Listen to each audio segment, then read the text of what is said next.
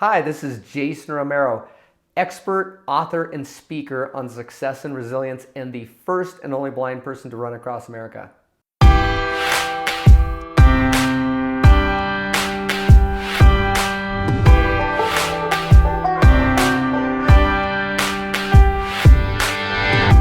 I'm coming to you today with an episode about a very, very important topic.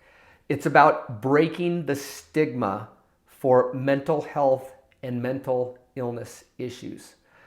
And the reason why I chose this topic is because, one, it is very near and dear to my heart. I have suffered from depression in my life, and I work hard to manage it as I continue on. And I also have family members and friends who also suffer from a myriad of mental health and mental illness issues. And I think it's important because a lot of times this conversation or mental health or mental illness issues are taboo. Well, let's get over ourselves, folks. When I was raised, and I'm 50 years old now, but when I was raised and younger, what I was taught was, if you fell down and you skinned your arm, you better not cry unless it's bleeding or there's a broken bone. And that's how you knew that you were injured. Well, all the stuff going on inside of your head, forget about it.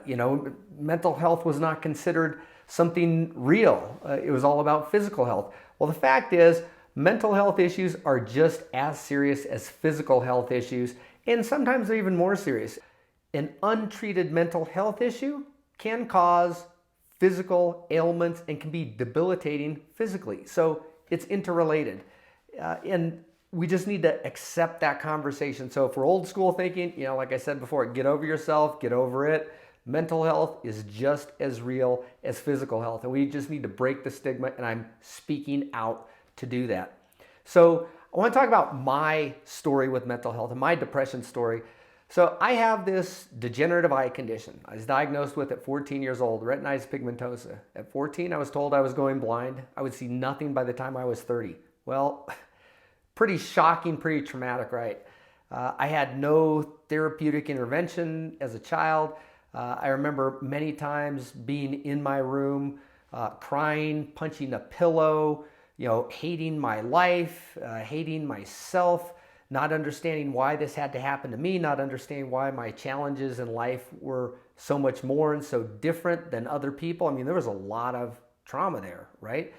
And I pretended like it didn't exist, like I actually wasn't going blind. I had tremendous shame for my physical disability. And it wasn't until probably 6 years ago, I was 44, when I stopped driving. I had to stop driving because my eyesight had gotten so bad. And I went into, that triggered a severe depressive episode for me. And I found myself just laying in bed, not showering, not responding to people, totally isolated, having really, really bad, scary thoughts. From a safety perspective, I probably was not safe. And I was divorced, I was unemployed, had 3 kids, like the whole bottom fell out. And I was in a severe depressive episode. I did seek professional counseling, went and saw a psychologist for the next year and a half. And what I did for my depression was I chose exercise. And I chose to exercise at least 4 times a day, vigorously, and that helped my particular type of depression. And that brought me out of that severe depressive episode, but it was severely, severely debilitating. It was scary. I've never known what it meant to feel totally empty, but I was totally empty. There was no reason to continue on. And unless you've experienced it, you may not even be able to relate to what I'm telling you. So that's my experience with depression. And now I go out of the way and I'm a keynote speaker and I talk about being depressed, going through this experience, because the fact is we all go through similar types of experiences. It's almost laughable for people who can't admit that they do. And, at this point in my life, I have no shame about it. I share it. So I was shameful about it previously, but what do I have to be shameful of? I am who I am. I'm a great person. But I also have some struggles just like everybody else does. And the other thing too is I don't make any apologies for having a severe depressive episode. It is what it is. It happened to me. It happened to almost anybody. And sometimes you don't have to have a triggering event to trigger a mental illness. A lot of times we're born with it. And we don't ask for things. Like I didn't ask for my physical disability, but I have it. And a person who's born with mental illness, schizophrenia or bipolar disorder or severe depression, anxiety, they don't ask for it, but they have it, and it's real. So, there's no shame, there's no apologies for having a mental illness, and I think that has to be part of our conversation. So, what is needed in this space to break the stigma? What is needed to break the stigma for mental health issues? One, we need to all exercise acceptance for difference.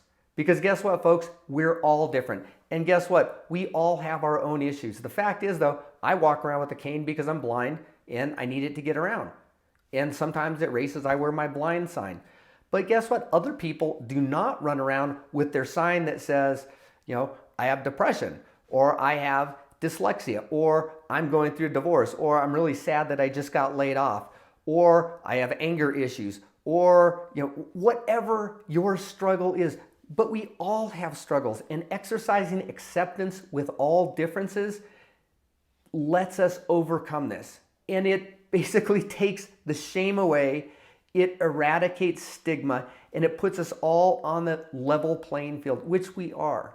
The other thing that needs to happen with respect to mental health and mental illness issues to break the stigma is compassion.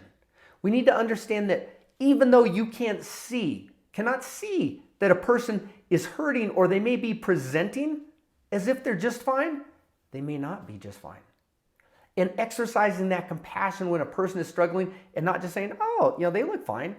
Well, the person just had a severe depressive episode and they're definitely not fine. They're doing their best to act like they're jovial or happy. I know firsthand. That was my story.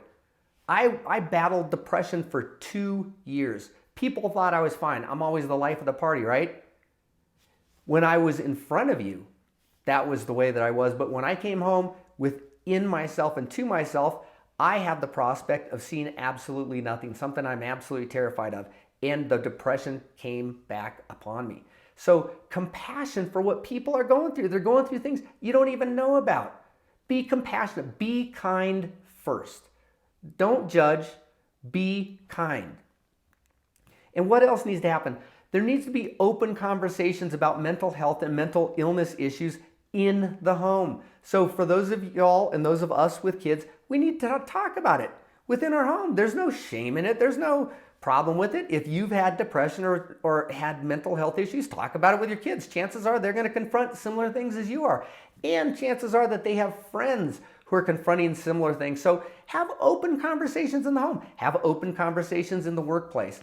In the workplace, for somebody to admit and state that they do have mental health issues, I'm scared of you. I'm scared to be around you. Is that person unstable? Or like I said before, let's get over ourselves. We're all the same. And the final piece with respect to breaking the stigma with this, I just want to be straight out and forthright. Just because you have a mental health issue or you're struggling with mental illness, it does not mean that you're broken. This has been a very personal episode. Sorry if I offended you, but I guess you needed to be offended, because at the end of the day, that's the only way that we're going to get through breaking the stigma. I don't intend to offend anybody, by the way, too. But what I do want to do is I want to bring this out into the open. And hopefully, if I have the courage to get out here and put this out everywhere, you too can have the courage as well to talk about this openly with your family, with your colleagues, and in public. This has been Jason Romero, and if you like what you heard, please subscribe to my channel, check out my other videos. I talk a lot about success and resilience. And until we meet again, I put out new content on a weekly basis. Please go out there, talk about mental health, talk about mental illness, reach out to somebody who's struggling, accept them, be compassionate. We're all good. We were all born perfect. This has been Jason Romero. Have a great week.